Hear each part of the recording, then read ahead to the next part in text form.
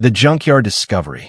The junkyard was silent at night, only the sound of the wind moving through piles of broken machines. Old cars with missing doors, rusted robots without arms, and wires hanging like dead vines filled the place. In the middle of this wasteland, a man moved slowly, his hands covered in oil and dirt. He was no hero, no soldier, just a scavenger. His name was Daniel. Daniel lived by selling scrap. He knew the junkyard better than anyone. To him, it was not trash, it was survival. Every broken machine carried a few coins. Every old cable could be traded for food. But tonight felt different. The moonlight was dim, and the air was heavy. Something strange was waiting for him inside those piles of forgotten metal.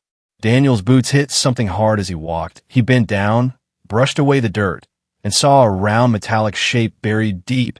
It was not like the rest of the junk. Its surface was smooth, black, and glowing faintly under the dust. He pulled it free. It was a helmet, heavy and cold. The design was unlike anything he had seen before. Not from Earth, not from any army he knew. It looked alive. Daniel turned it over in his hands. His fingers traced strange markings carved into the metal, symbols he could not read. Suddenly, the helmet flickered with light. A calm, mechanical voice spoke. The words were clear, powerful, and terrifying. "Welcome back, Commander. You died 412 years ago." Daniel dropped the helmet. His heart pounded in his chest. He stared at it, waiting for the voice to vanish like a trick of the mind. But the helmet glowed again. "Commander," the voice repeated, "your return was predicted." Daniel shook his head. No, this is wrong. I'm not a commander. I'm nobody. I'm just me." But the helmet didn't stop. Identity confirmed. It said, "Daniel Rivers, commander of Earth's First Fleet, killed in battle against the Xeran invaders. Resurrection protocol successful." Daniel stumbled back. His legs felt weak. His mind screamed that this was impossible. He was 30 years old, born in the slums, raised among ruins. He had never seen space. He had never fought a war. Yet the helmet spoke his name, and it spoke of death, of war, of enemies he did not understand. He picked it up again. His reflection shone faintly on the black surface. His face looked ordinary. Short hair, tired eyes, scars from street fights. But the helmet called him something else, something greater. "Show me proof," Daniel whispered. "If this is real, show me." The helmet pulsed with light, and then images flashed inside his head. A battlefield under alien skies, ships burning, soldiers screaming, creatures with silver skin and glowing eyes tearing through metal walls. He saw himself, or someone who looked like him, leading soldiers, shouting orders, firing weapons that he had never seen before. And then he saw death, a massive explosion, lights swallowing everything, pain, darkness, silence. Daniel dropped the helmet again. He gasped for air. His body shook.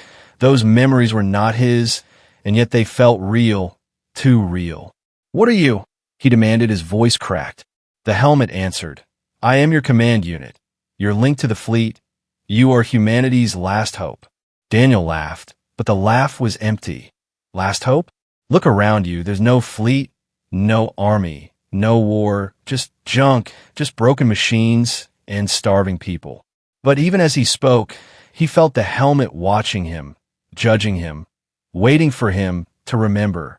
He wanted to throw it away, to bury it back under the scrap. But something inside him whispered that this discovery was not an accident.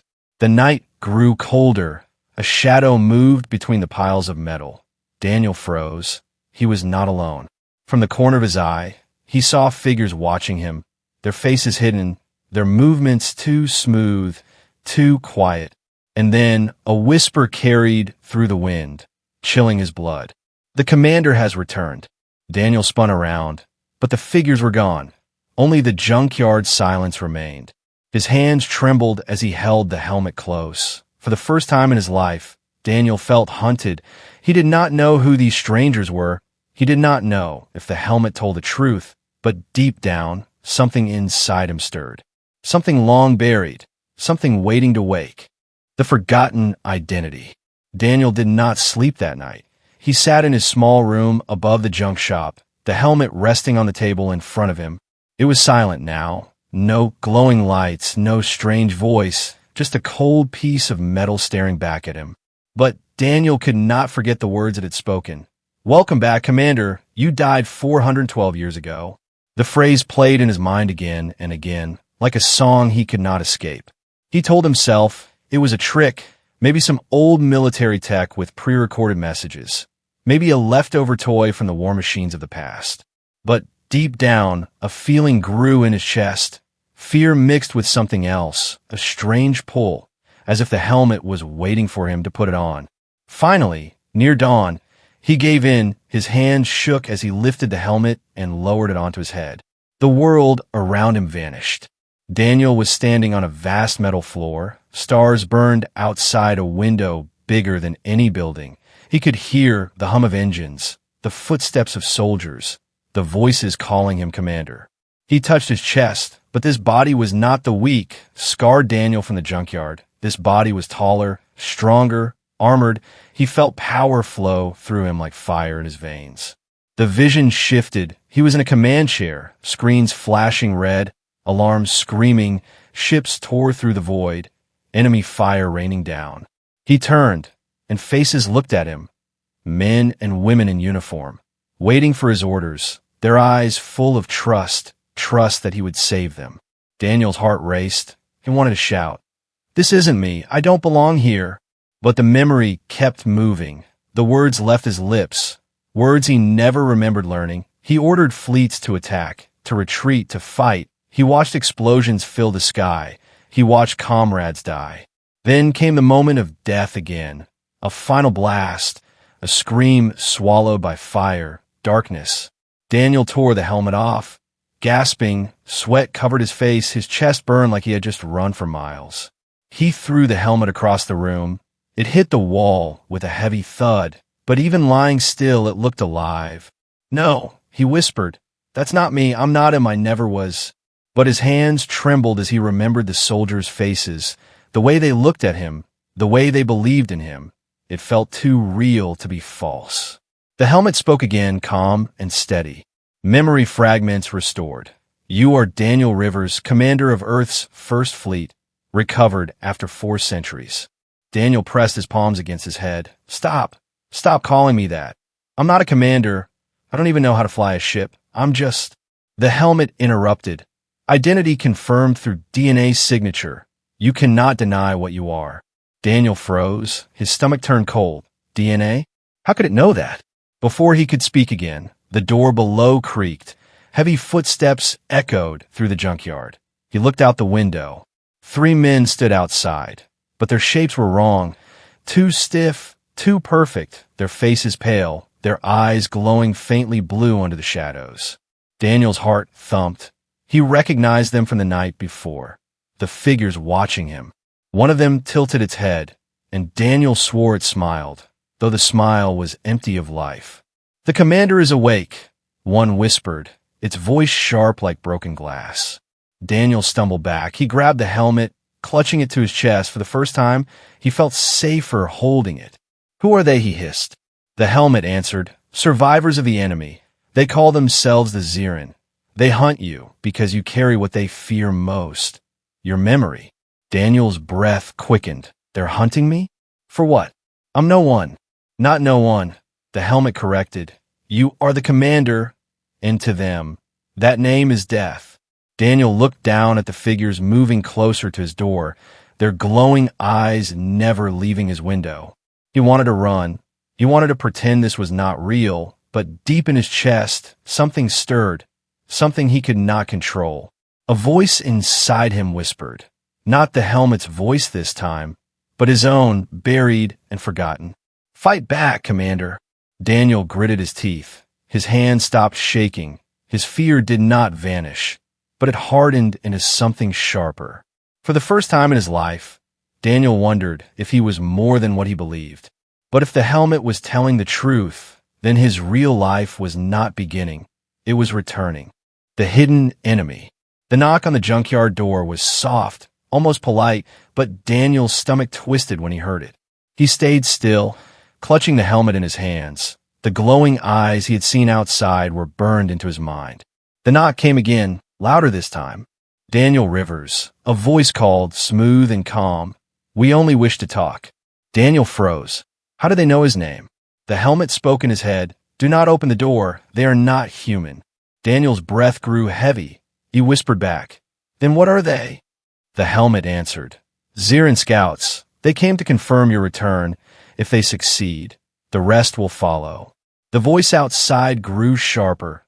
"Commander, we know you are there. You cannot hide from us." Daniel's chest tightened. That word again. Commander, they spoke it with hate, as if the very sound was poison to them. The door handle rattled. Metal groaned under their grip. Daniel backed away, looking around the room for anything he could use as a weapon.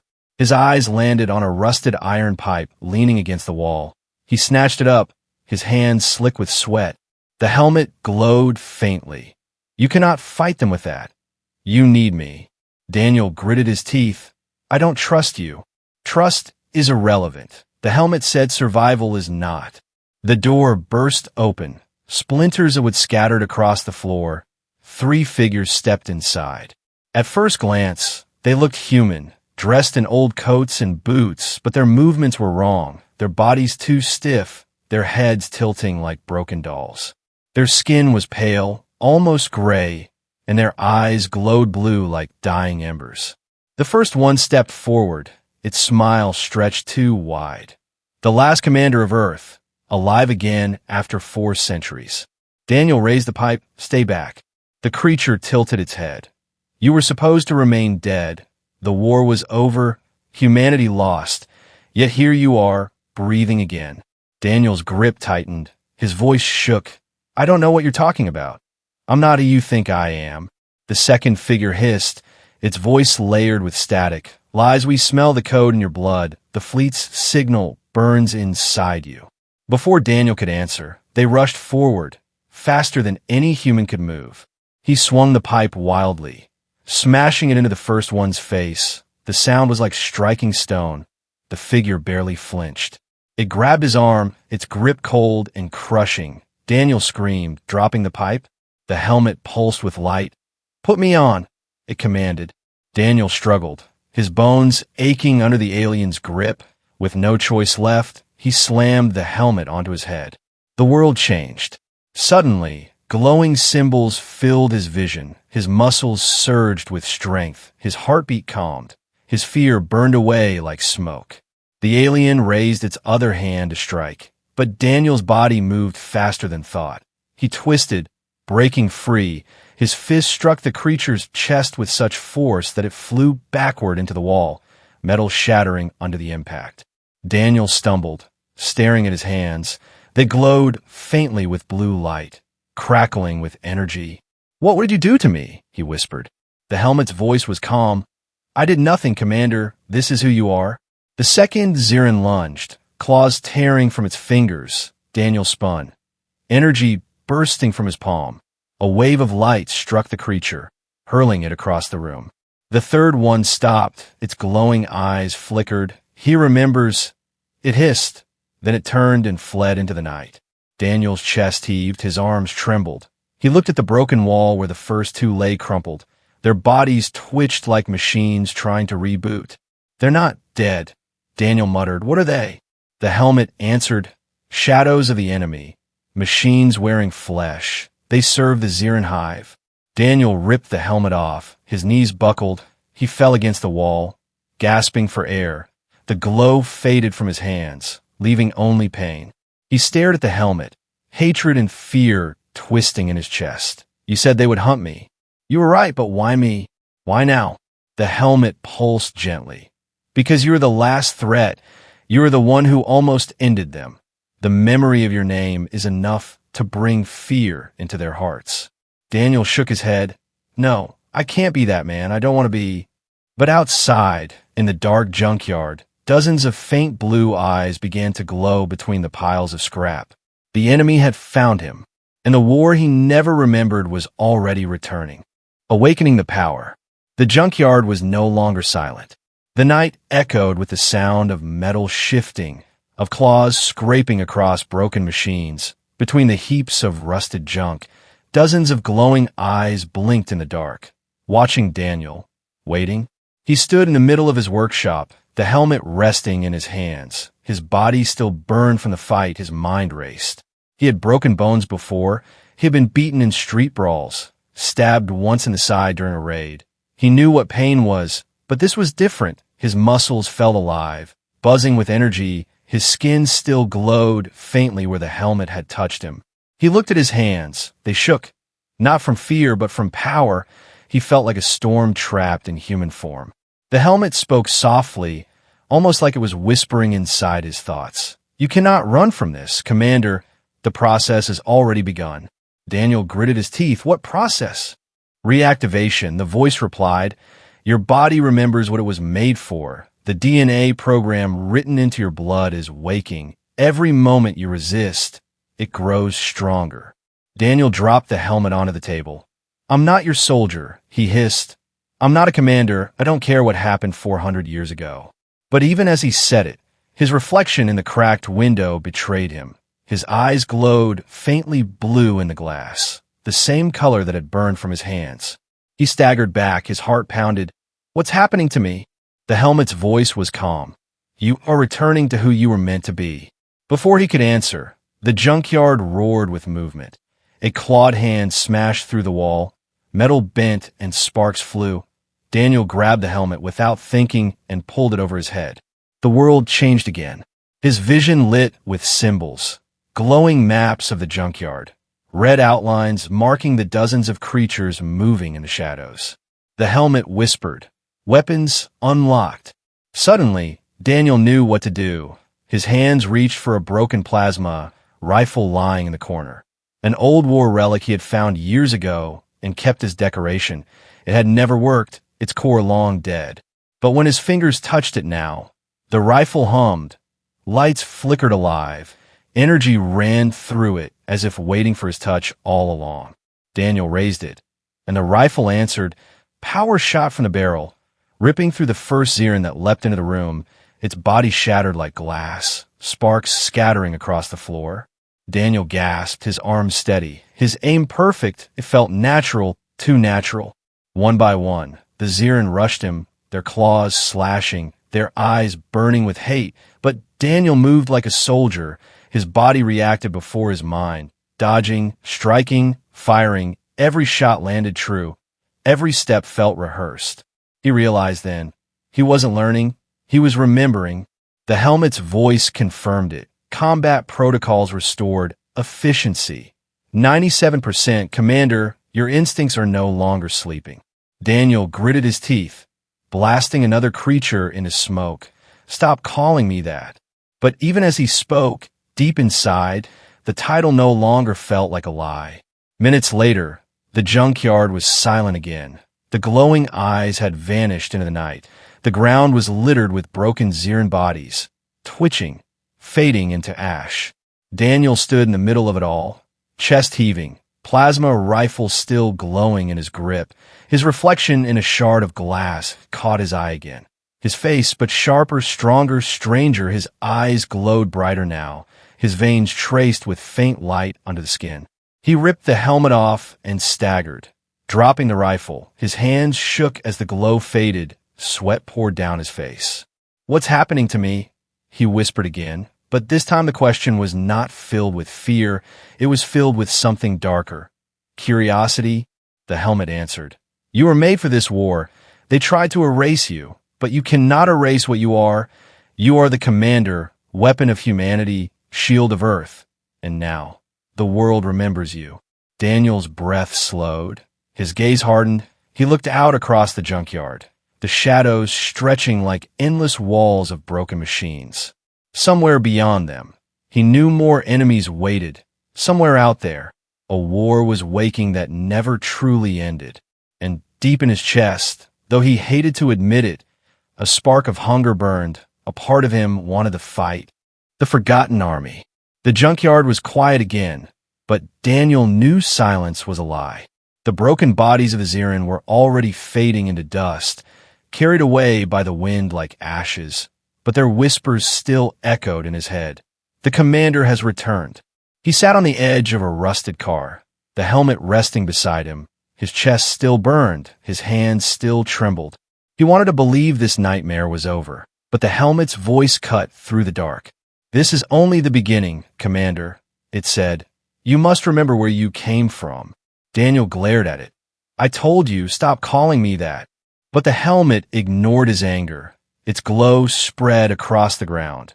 Lines of light crawling through the junk like veins. They moved toward the far corner of the yard where the earth looked untouched. "Follow," the voice commanded.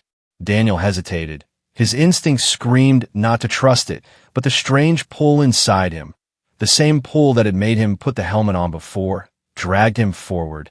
The light formed a circle on the ground. The earth trembled, dust rose, and with a low rumble, the ground split open, revealing a staircase leading deep underground. Daniel's breath caught. "What is this?" "Your legacy," the helmet answered. He gripped the plasma rifle tightly and began the descent. Each step echoed like a drumbeat, the air colder and heavier as he went deeper. Finally, he entered a massive chamber buried beneath the junkyard. His eyes widened. Rows of giant pods stretched into the dark, each glowing faintly blue. Inside them lay men and women in armored suits, frozen in sleep, their faces calm, untouched by time. Daniel's voice shook. What are they?" The helmet's tone grew solemn. "Your soldiers, the First Fleet's vanguard, sealed here when the war was lost. They were waiting for you to return." Daniel stepped closer to one of the pods, pressing his hand against the glass. The man inside looked no older than 30, his chest rising and falling so faintly it was almost invisible. "They're alive," Daniel whispered. "Alive," the helmet confirmed, "but dormant. Their commander must wake them." Daniel shook his head, stumbling back. No, this isn't real. It can't be. I can't lead anyone. I can't even control myself." But his words died when he noticed something else. Some pods were empty, glass shattered, wires torn loose, footprints marking the dust. Daniel's chest tightened. "What happened here?" The helmet pulsed. "Not all obeyed their orders. Some woke before you. Some did not wait for the commander's return." Daniel felt a cold weight in his stomach. "Then where are they now?" The helmet paused before answering. "Some still fight, scattered across the stars. Others turn away from you. They serve a different master now." Daniel's fists clenched. He didn't want to believe it, but deep down, he knew the truth. Betrayal was older than memory. Suddenly, one of the pods lit brighter than the rest. Alarms flickered in Daniel's vision. The helmet whispering, "Reactivation sequence detected." The glass cracked. Hissing steam filled the air. The figure inside stirred, slowly opening their eyes. Daniel raised his rifle instinctively, but froze when he saw her face. It was a woman, her features sharp, her gaze steady even as she took her first breath in centuries. She looked at him, not with confusion, but recognition. Her lips moved, her voice raspy but clear, "Commander." Daniel staggered. His throat went dry. He wanted to deny it, to tell her she was wrong, but her eyes held the same trust he had seen in the visions. The helmet's voice was calm. "The army will remember you, even if you do not remember yourself." Daniel lowered the rifle slowly. His heart pounded. This was no dream, no trick. He was standing inside the tomb of an army that had been buried for 400 years, an army waiting only for him. And somewhere out there, he knew, the empty pods meant some of that army had already awakened, but not all were still loyal. The chamber lights flickered. Dust rained from above. The helmet spoke with urgency. "The Xirin know this place now. They will come. And when they do, you will not face them alone." Daniel's eyes moved across the endless rows of soldiers, frozen but ready. His voice trembled as he whispered, "If I wake them, I'll be their commander again." The helmet's glow deepened. "Yes." Daniel closed his eyes. Fear clawed at him. Doubt burned in his mind. But for the first time, another feeling rose to the surface. Duty. He opened his eyes, staring at the frozen army. And in that silence, he knew one thing for certain. The war had not ended. It had only been waiting. The return of the enemy. The chamber shook. Dust fell from the ceiling as the ground trembled like thunder. Daniel gripped the railing, staring at the frozen army around him. The woman who had awakened stood tall beside him.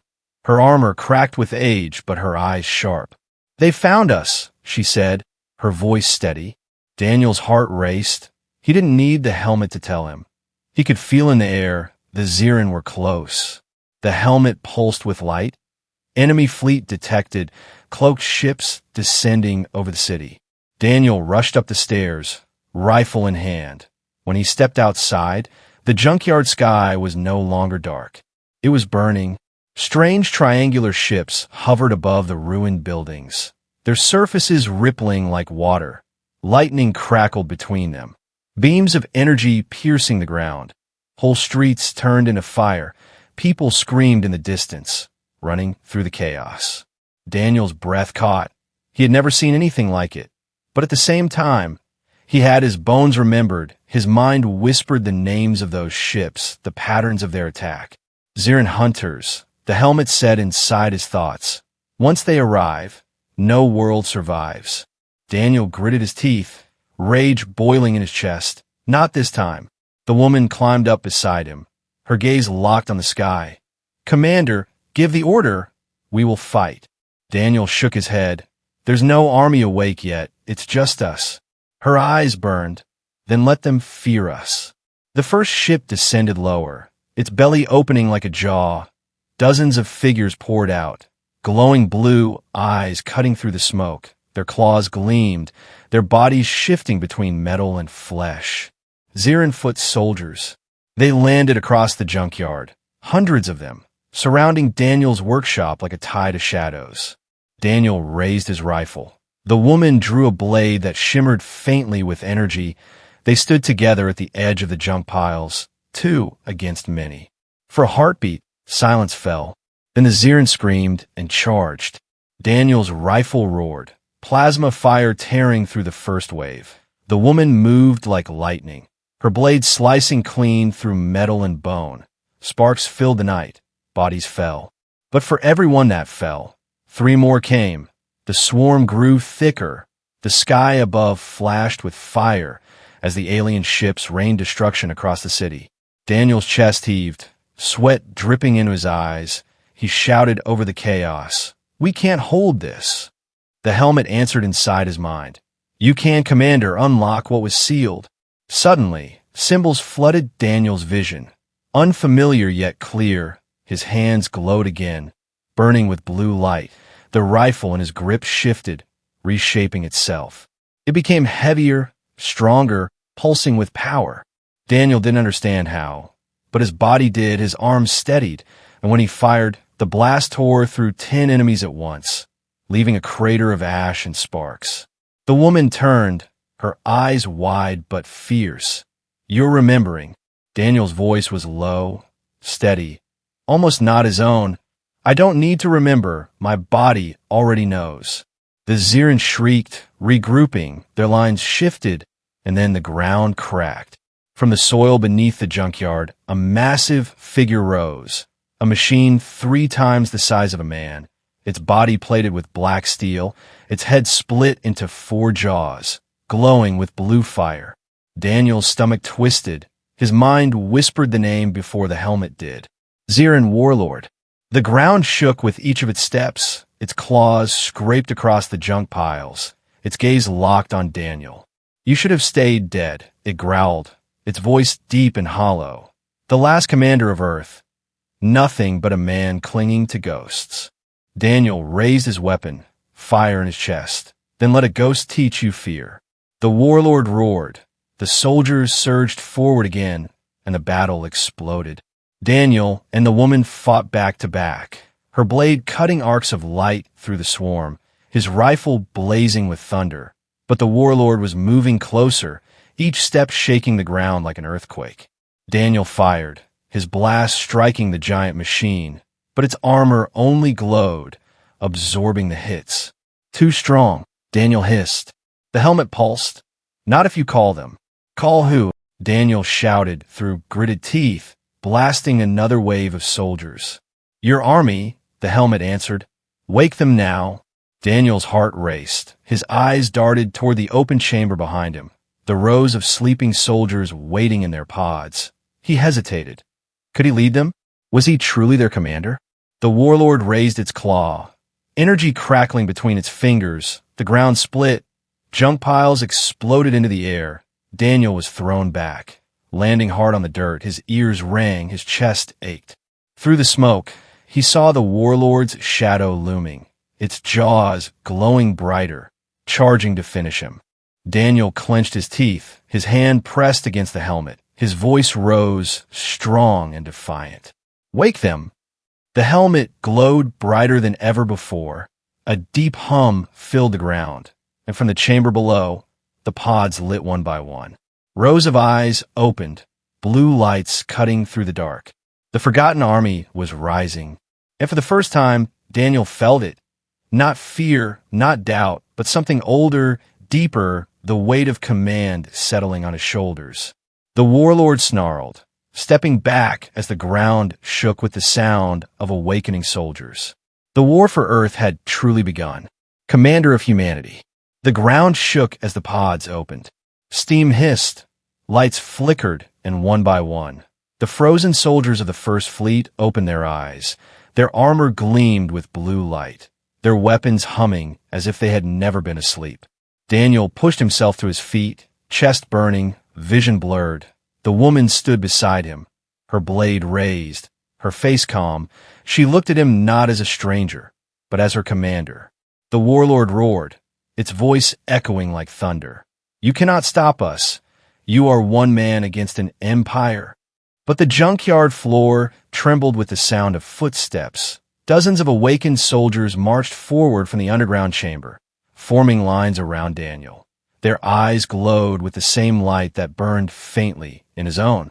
One soldier dropped to one knee, armor clanking. "Commander Rivers," he said, his voice steady, "your army stands ready." Daniel's throat tightened. He wanted to deny it, to say he wasn't their leader, but the word felt different now. It didn't sound like a lie.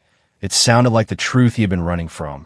His voice was low but firm. "Then we fight." The soldiers raised their weapons. Their battle cry shook the air. The Zirans swarmed forward, hundreds of glowing eyes tearing through the smoke. The warlord led them, its claws burning with fire. And for the first time in 4 centuries, the battlefield of Earth was alive again. Daniel moved with his army, his rifle blazing with light, his instincts guiding every strike. He didn't need to think. His body remembered. His soldiers followed his signals without hesitation. The junkyard turned into chaos. Blasts of energy lit the sky. Alien bodies shattered into ash. The soldiers of humanity moved like one machine, each step echoing the will of their commander. The warlord crashed through the lines, tearing soldiers aside. Its claws struck like storms, but Daniel stood his ground, firing again and again, his blasts carving glowing scars across the giant's armor. "Your time is over, human," the warlord snarled. "You should have stayed dead." Daniel's eyes burned with light, his voice cut through the battle. "I've died once, that was enough." With a roar, he leapt forward, his rifle shifting into a blade of pure energy. He struck the warlord's arm, sparks exploding. The alien screamed, stumbling back. His soldiers surged around him, pressing the advantage. Their weapons lit the sky with fire. For a moment, Daniel felt it. The connection, not just to the helmet, but to every soldier around him. It wasn't just memory, it was something deeper, a bond written into his very blood. He could feel their fear, their courage, their strength flowing into him. He wasn't fighting alone anymore. The warlord fell to one knee, its armor cracked, its glow fading. With a final roar, Daniel raised his blade and struck. The giant collapsed, shaking the ground, its body crumbling into dust. Silence fell over the junkyard. Only the hum of weapons and the heavy breathing of soldiers remained. The helmet's voice spoke, calm and certain. "Victory achieved, Commander."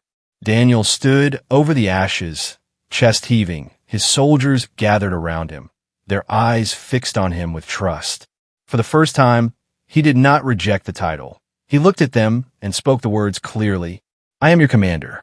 The soldiers bowed their heads as one. The sound of their armor echoed like thunder. But before relief could settle, The sky above shifted. The triangular ships of the Zirin pulled back, vanishing into the clouds. But Daniel knew it was not retreat. It was strategy. The helmet confirmed his fear. This was not their full strength. Only scouts and one warlord. The hive is coming. Daniel clenched his fists. How many? The answer came like ice in his veins. Thousands of ships, millions of soldiers, and they know now that you live. The soldiers around him did not flinch. The woman placed her hand on his shoulder. Then let them come, she said, her eyes blazing. We have waited for this war. Daniel stared at the horizon where the ships had vanished, his heart heavy but steady. He had lived as a scavenger, a nobody, but now the truth was clear. He had been remade for this, not to survive, but to lead. He lifted his weapon, his voice carrying across the junkyard. This war never ended. It only paused, but today, humanity rises again. The soldiers roared in answer. The sound shook the ruins.